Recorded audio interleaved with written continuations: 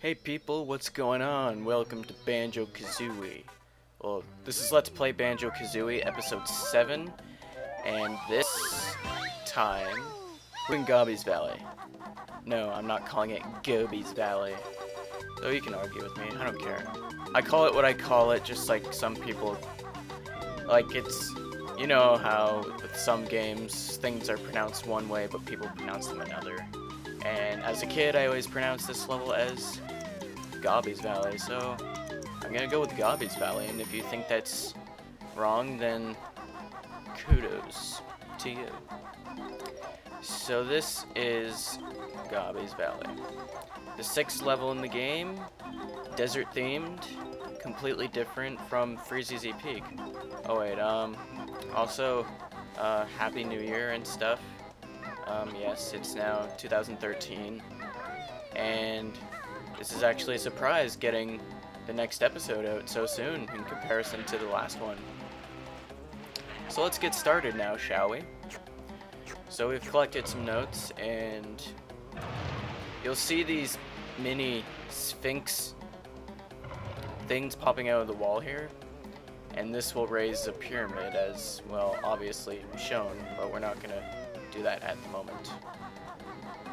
So this is, like, it's a desert themed world where there's lots of sand and pyramids and cool music and time-based stuff. But this here is one of my favorite puzzles.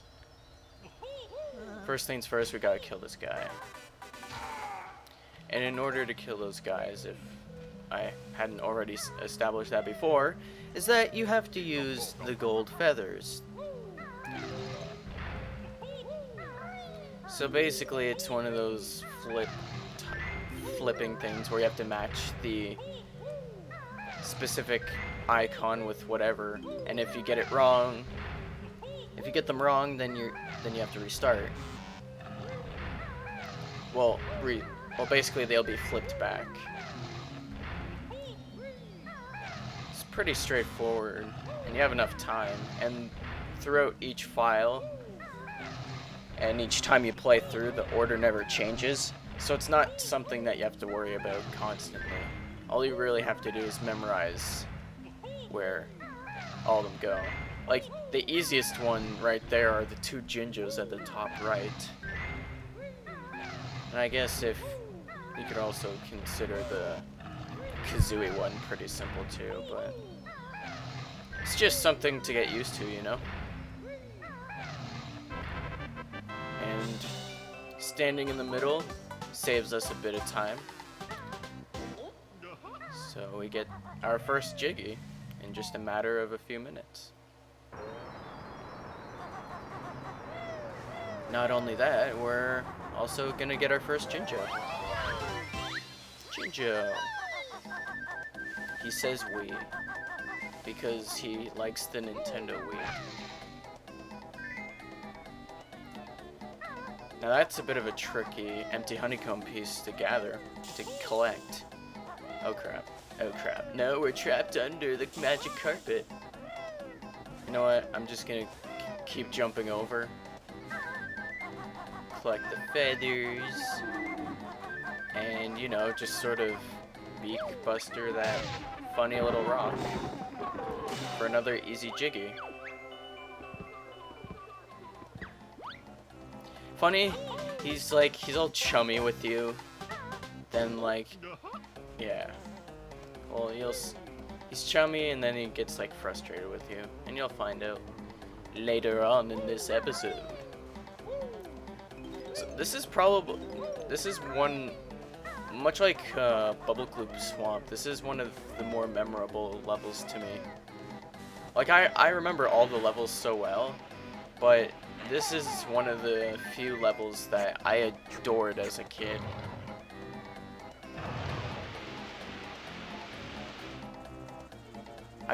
The music is really catchy, and I like how it changes to a different variation of the tune as soon as you reach the Sphinx, known as Jinxie, not to be confused with my cat, Jinx.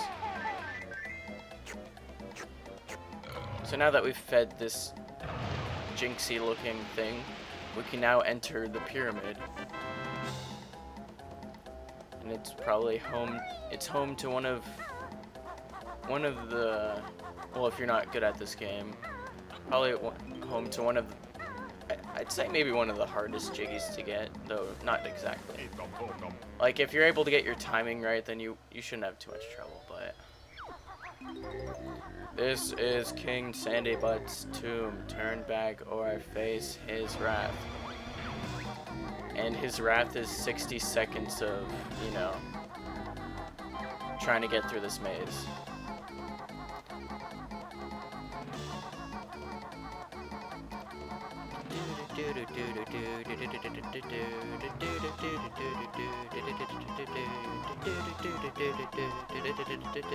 And I love this theme.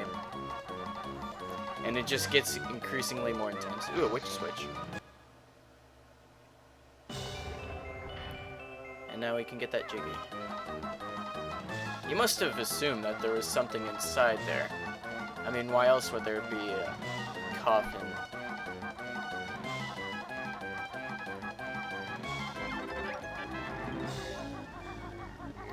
So that wasn't too bad. And you get rewarded with a jiggy. And you never see Sandybutt, sadly. It'd be cool if you could see Sandybutt, because he's got a Sandybutt. Ekumbokum. I got another Ekumbokum. I almost have enough for the next transformation. That's pretty cool. And now we already have 3 Jinjos. It's pretty swell. Now we can get those 2 notes that I refused to get.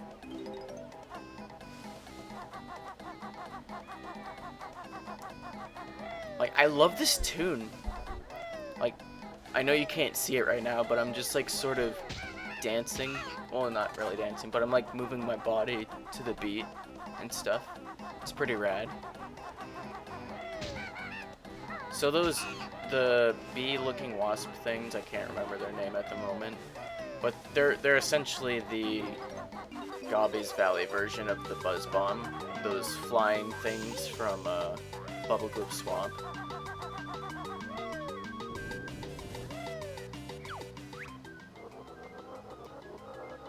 Okay, I guess I should explain about this jiggy that I just got.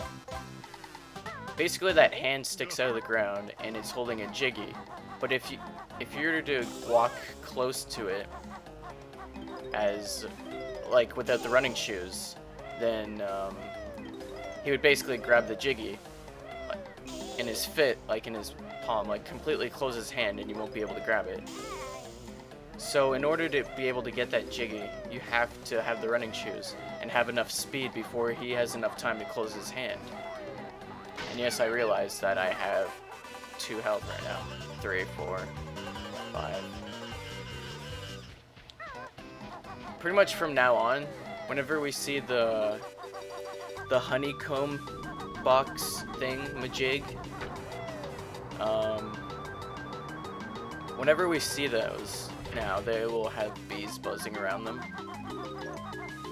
So you're gonna have to have plenty of gold feathers on you, unless you're quick enough and are able to avoid them.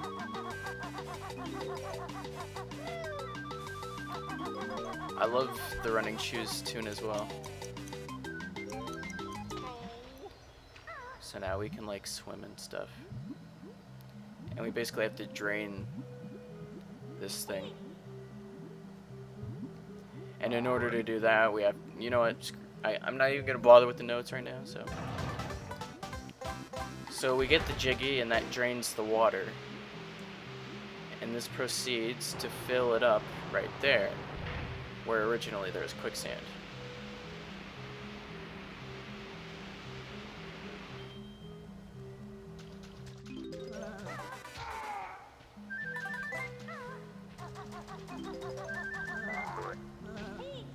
Oh jeez.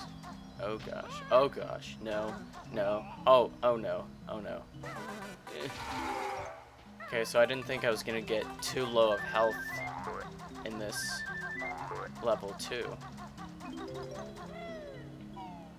But now, we has completed that, and now we can go underwater here and collect the remaining objects that we couldn't get before. Well, technically we could have, but this pit down here is filled with sand. And because it's filled with sand, we would constantly get hurt. And that's not good. We don't want to get hurt here. Even though we kind of do get hurt in the game, so... Well, we don't want to die, we don't want to lose a life, and we don't want to have to restart the level over again. So that was fun. More swimming segments, always a delight for me. Oh, here we go.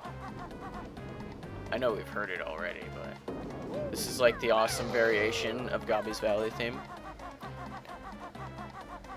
And there's Gobi himself over there by the tree. I wonder what's gonna happen here. Seems pretty obvious to me. This tree looks a bit thirsty, but I need all my water for myself. ...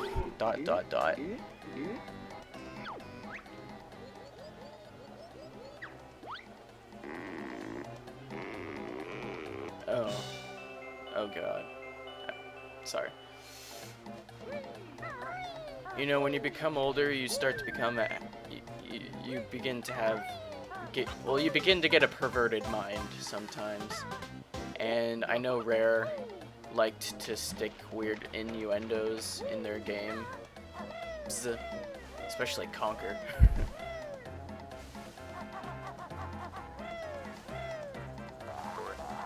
They don't do that in their games today. From what I'm aware of, anyway. They've kind of lightened up a bit, but whatever. Oh my gosh, another Ekambokum! Oh, because it's like now we have 18, and we only need 2 more for the next transformation. And yes, I will say it now, the next transformation is at the next level, which is the next episode. So we get to transform once again. So at this point here, I think it's pretty obvious. We gotta shoot 1 egg in each nostril, causing him to sneeze, which then opens his door below.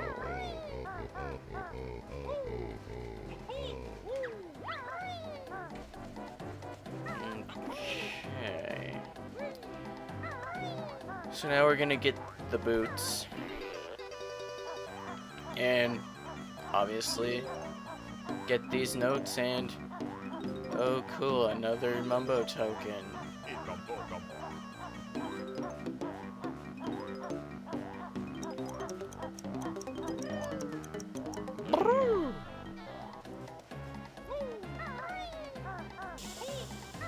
Oh jeez. I have like 4 honeycomb pieces left.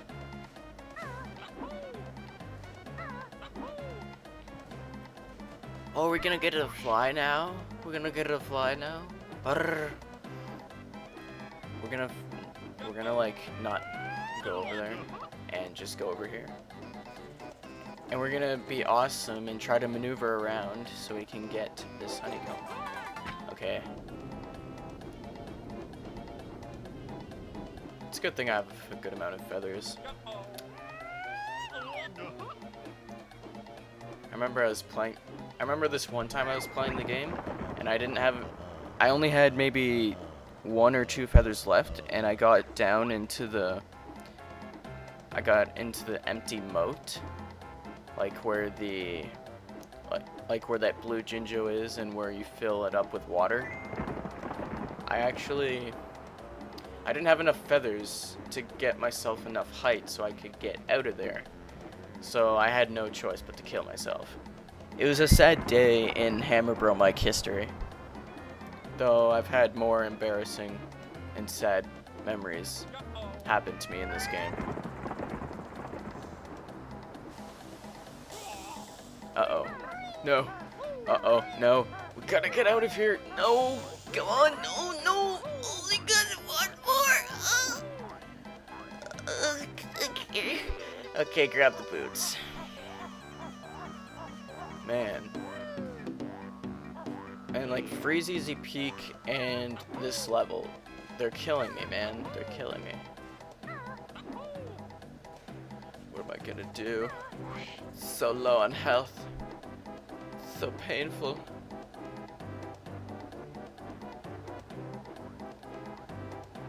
Thankfully, this is the last statue.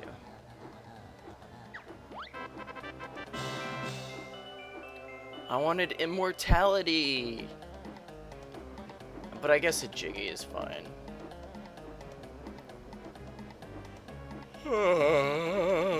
I'm tired. This past Sunday, well, like 2 days ago,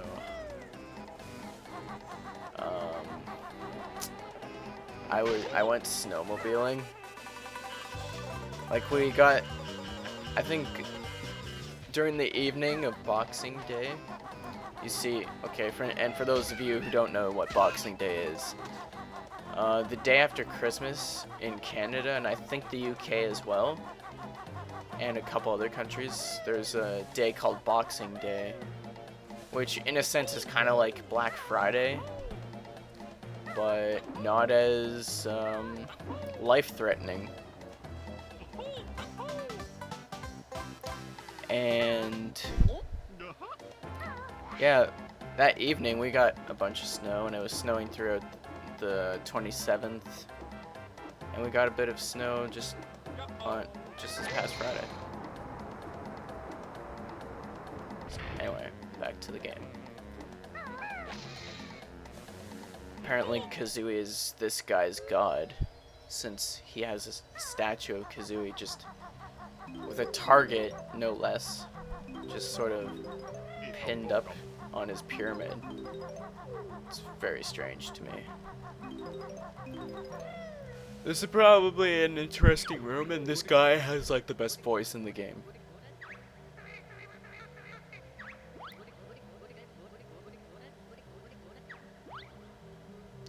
Okay, well maybe his voice isn't as awesome when I make him talk really fast. Okay, there we go.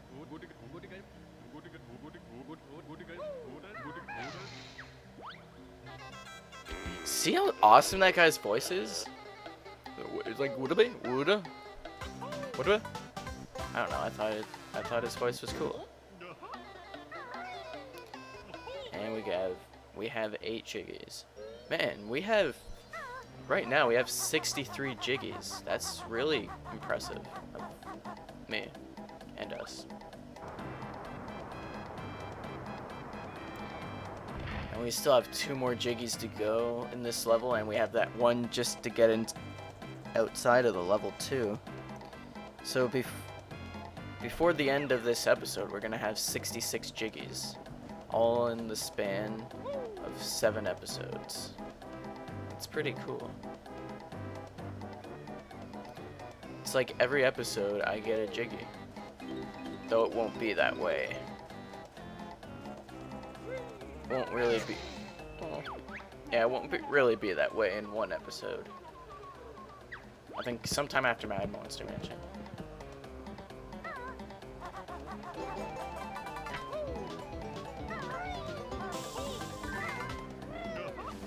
And now we have 8 honeycomb pieces for health. Now, I will explain something later. Oh yeah, we just have to do this and then we're good. Yeah. All of the remaining stuff is in here, including that Ekombokum.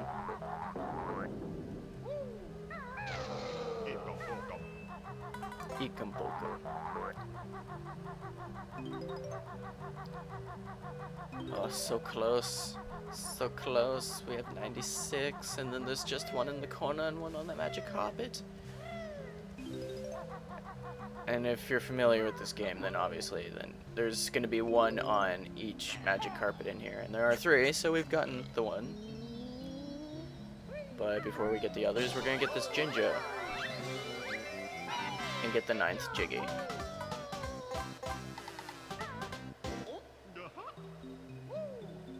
Awesome.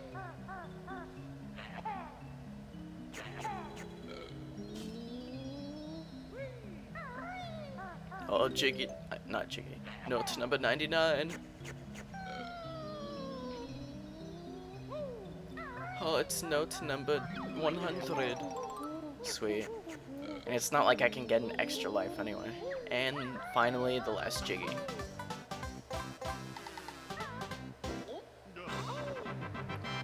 Oh yeah, I forgot to point out, where we get the, okay, basically where Gobi was, where we got the second honeycomb piece. Inside there is where you get the blue egg, this, like the blue, like one of the stop and swap items I completely forgot to mention. That's where you get, inside that room where Gobi was in front of, where we got the empty honeycomb piece, is where we get one of the stop and swap items, the blue egg. Okay, I've like repeated this already. Wait, oh, man, I managed to get myself free with full health. Nice. So now we have to use that sliding shock spring pad again. Okay, that's not where I wanted to get. There we go. Man, we already have 6 Jiggies inside Grunty's lair too. Man, that's what's handy about this statistics on the right hand side for each level, is that it shows everything that I have collected, and for Grunty's lair it shows the next note door number I have to open, like this one. So yeah. Now the next note door is actually in here, but we can't get it yet, unfortunately, as we have to raise the water level, and we can't do that until after we've cleared, well, I wouldn't say after we clear the next level, but until because we have to be the next transformation and exit the level. But before we can actually get to the next level, we have to open the next level, which is something I could have done before going to Gobi's Valley, but you know. Oh gosh, I'm running out of air.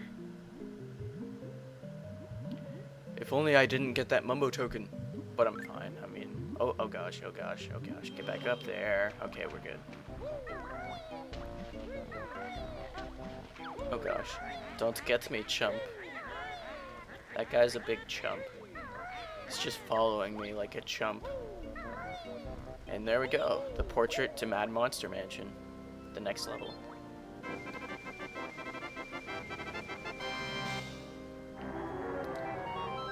This is one level that I always found the hardest.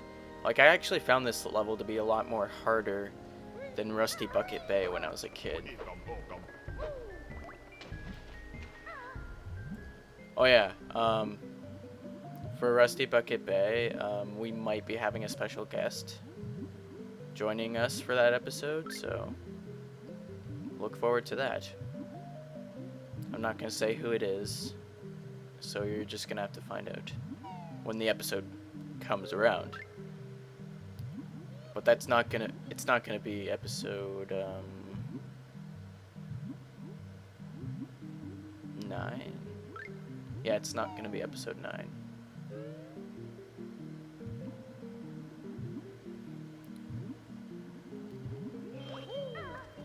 Man, swimming underwater is so much fun.